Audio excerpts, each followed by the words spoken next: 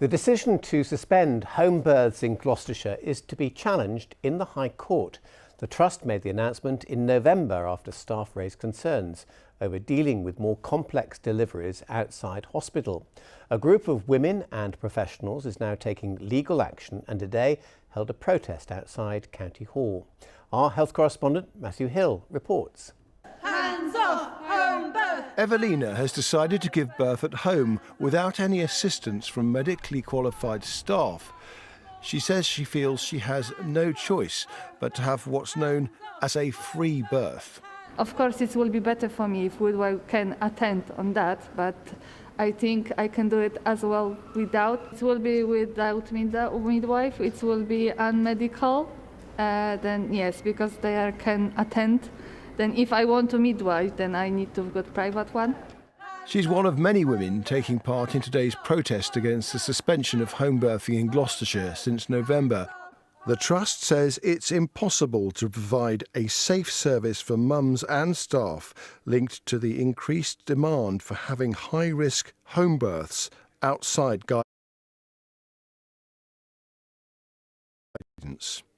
Cases like Jordan, who gave birth shortly after the suspension came into force. She wanted a home birth against medical advice because she was considered high risk. In the end, she was induced in hospital, something she feels could have been avoided. If home birth had still been an option for me, I may have opted for some of the more less invasive procedures, stretch and sweep, for example, to try and get things going. But I was put in a position where I was already in the hospital. I had 2 young children at home, trying to control for being able to get back to the hospital to deliver.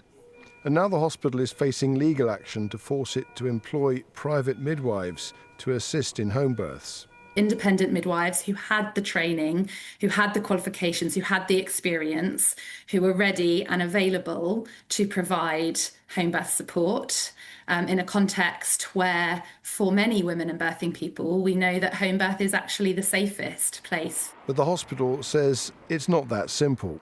Independent midwives are not part of our clinical governance process. They're not exposed to our protocols and procedures, and we would have to do our own assessment of their competence prior to using them. So it's not a simple solution. Women just want to be in control of their own bodies during birth, and it is a human right that they can choose the place of birth. And I believe that they are entitled to midwifery support from the Trust.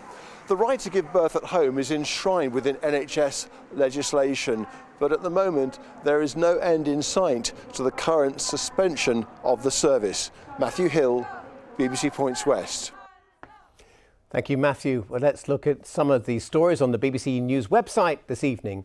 And a high security care